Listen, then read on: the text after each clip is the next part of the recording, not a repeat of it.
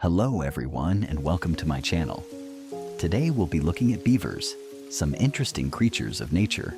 There are few creatures on Earth that can reshape the world around them quite like the beaver. They fell trees, redirect rivers, and build structures so complex and durable that they can last for decades. In doing so, they create entire ecosystems that support hundreds of other species. They are, in every sense of the word, engineers.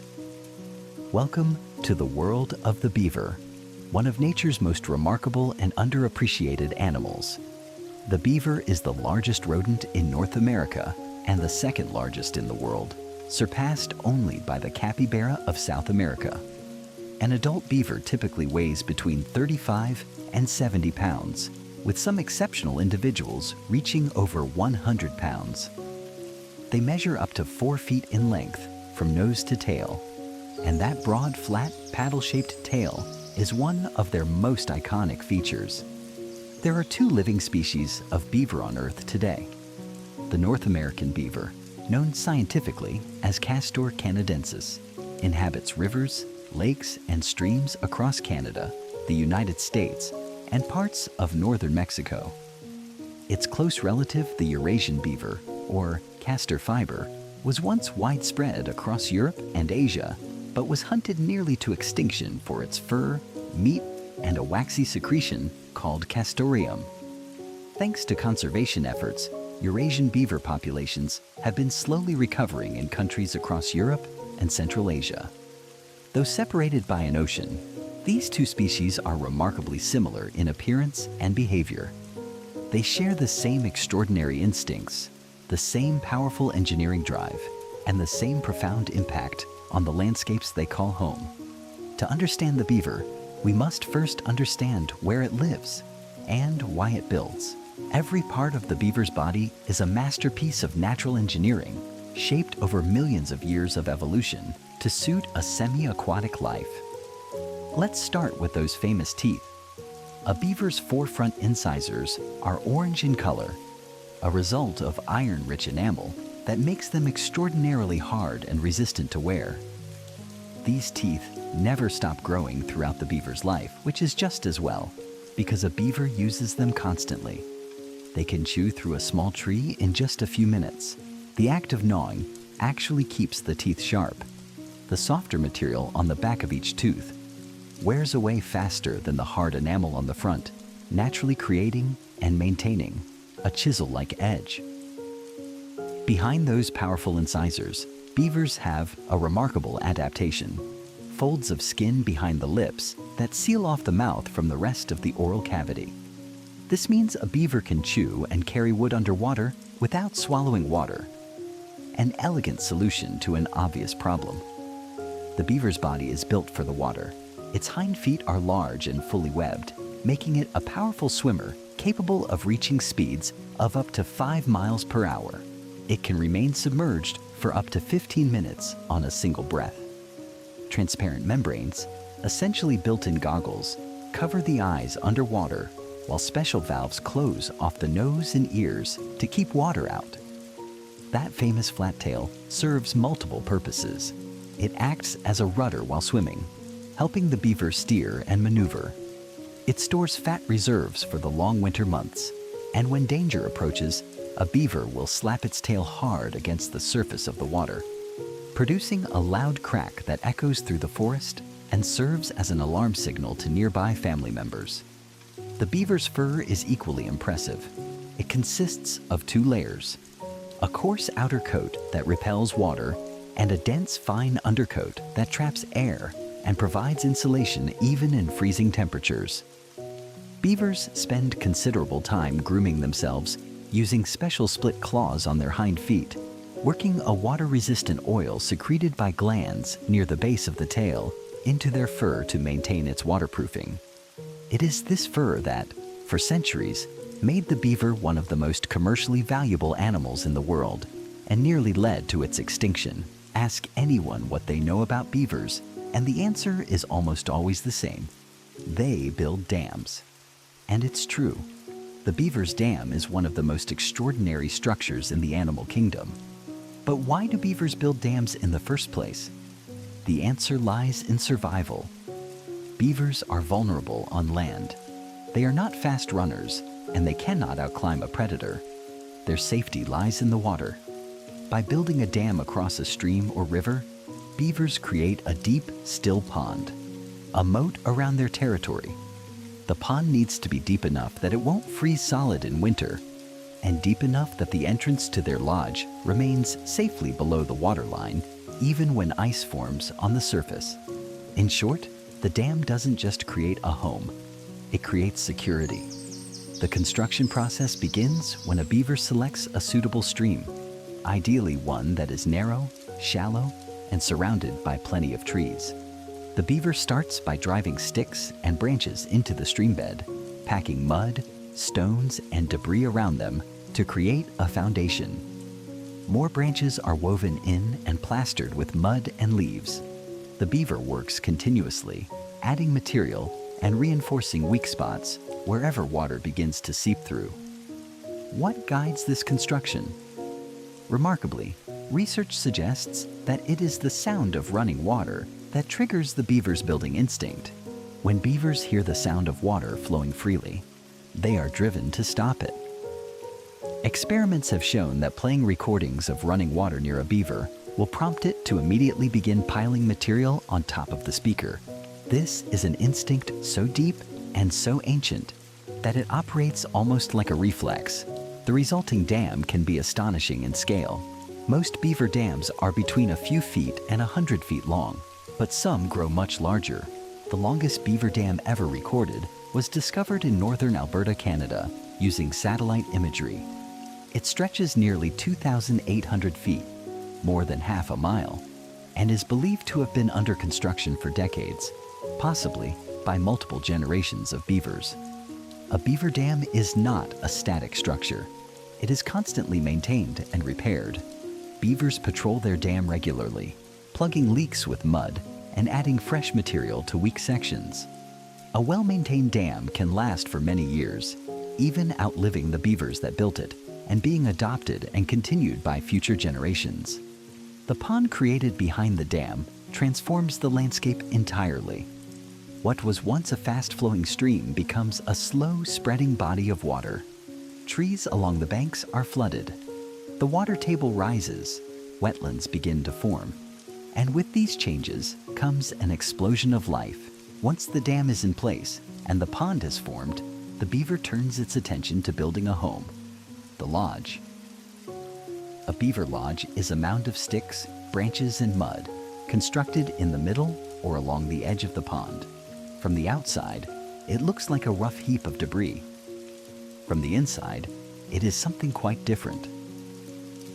To build a lodge, beavers pile branches and logs into a mound, then excavate the interior from below, gnawing away the material from the inside to create a dry, domed living chamber above the waterline. The interior is lined with soft plant material, grasses, shredded wood, and leaves to create a comfortable bed. Crucially, there is no door above the waterline. The only entrances to the lodge are underwater tunnels that lead up into the chamber from below the surface of the pond.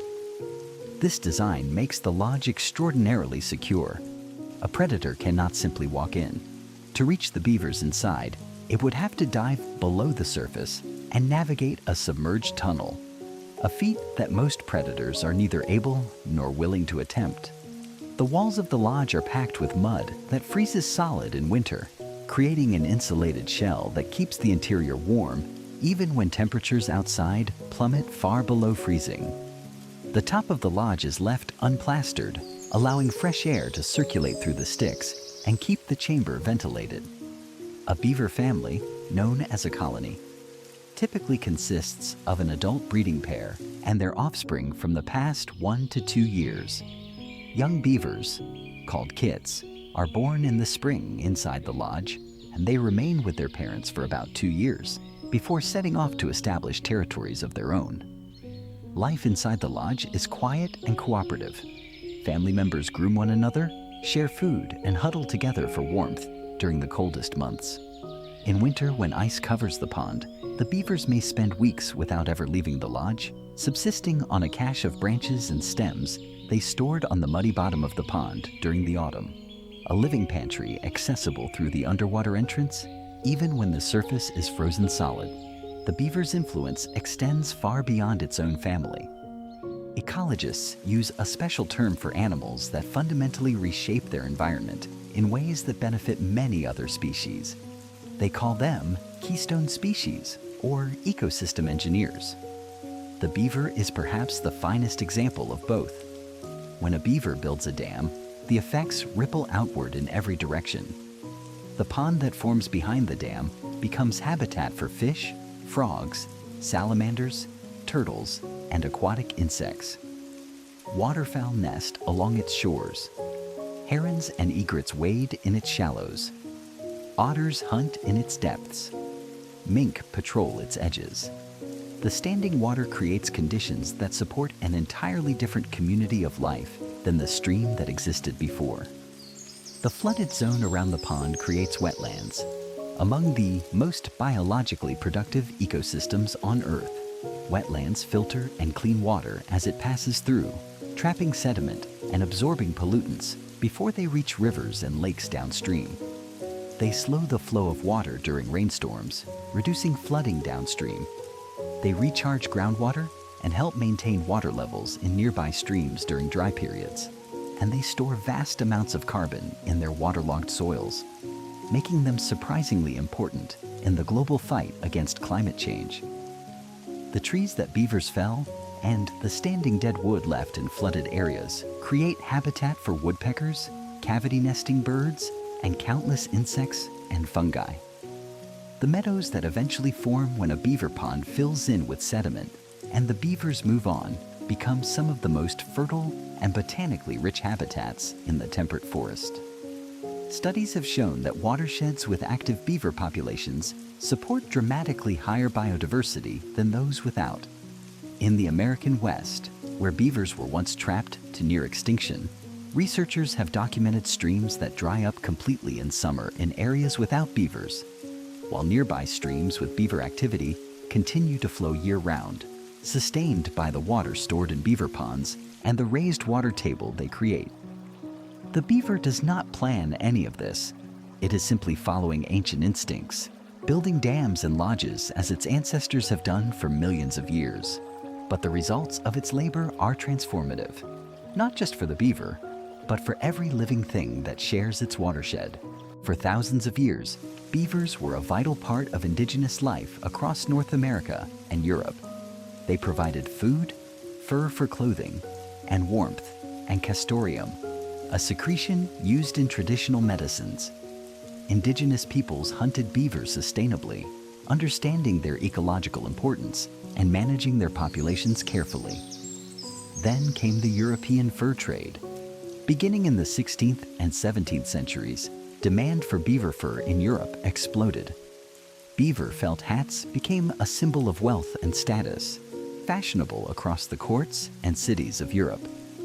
The dense, waterproof underfur of the beaver was ideal for making felt, a material that was molded into hats of every shape and size. The result was catastrophic for beaver populations. European beavers, which had once ranged from Britain to Siberia, were hunted to near extinction. In North America, the fur trade became one of the primary economic engines of European colonization. Trappers pushed ever further into the interior of the continent, following river systems and stripping them of beavers as they went. By the early 19th century, vast regions that had once supported thriving beaver populations had been all but emptied. It is estimated that before European colonization, somewhere between 60 and 400 million beavers lived in North America.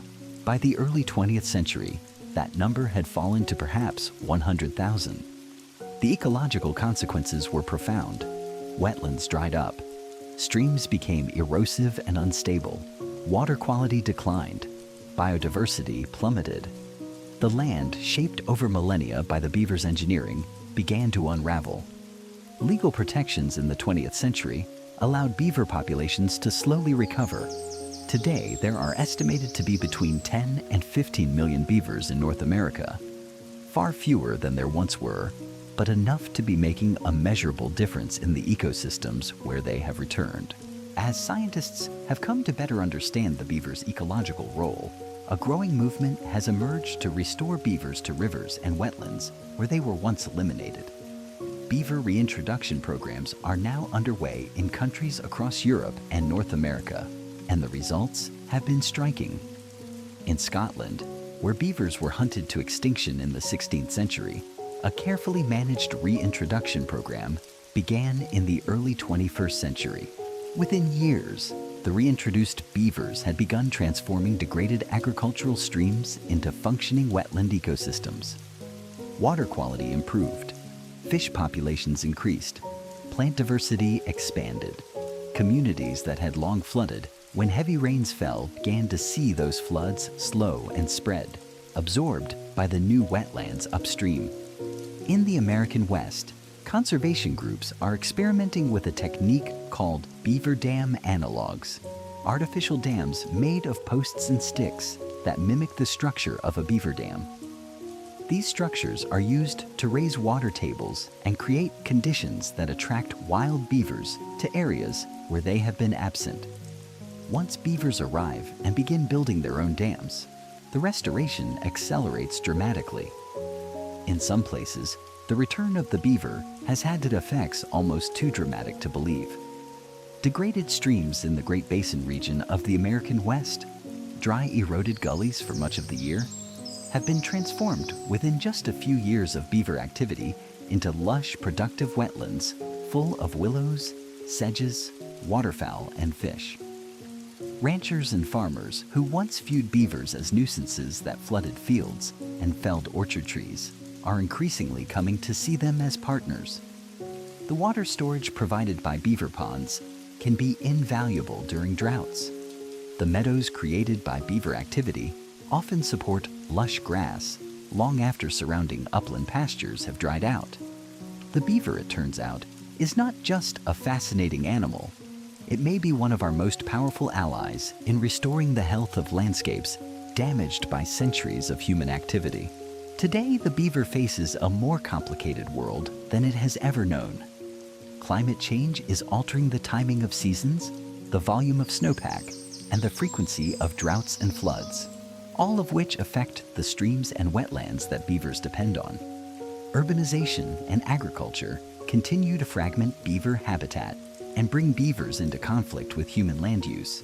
And yet, wherever beavers are given the chance, they demonstrate a remarkable resilience. In suburban areas across North America, beavers have colonized drainage ditches, retention ponds, and urban streams, sometimes to the frustration of parks departments, but also to the delight of nature lovers who find themselves watching a beaver family at work from a walking path. Cities like Martinez, California, have embraced their beaver populations, becoming unexpected sanctuaries for these remarkable animals. Conservation organizations around the world continue to document, protect, and celebrate the beaver's return. Citizen science projects invite ordinary people to map beaver activity in their local watersheds. Schools teach children about the beaver's role as an ecosystem engineer, and researchers continue to uncover new dimensions of the beaver's impact, from its effects on salmon populations in the Pacific Northwest to its potential role in cooling and shading streams threatened by rising water temperatures. The story of the beaver is, in many ways, the story of our relationship with the natural world itself, a story of exploitation, of loss, and, if we are willing, of restoration and renewal. In the grand tapestry of life on Earth, the beaver occupies a singular place. It is not the largest animal, nor the fastest, nor the most fearsome, but through patience, instinct, and sheer persistence, it transforms the world around it, creating abundance where there was once scarcity, life where there was once emptiness. The next time you walk beside a stream or through a wetland, consider what might have made it what it is. The still water, the tangle of fallen trees, the chorus of frogs on a spring evening. These may all be the legacy of a small, industrious, orange-toothed rodent, quietly doing what it has always done, building, always building. Thank you for joining us on this journey into the world of the beaver. If you enjoyed this documentary, please consider supporting wetland conservation in your region. And remember that when we protect the beaver, we protect the entire ecosystem it creates. Thank you for watching. Good night and take care.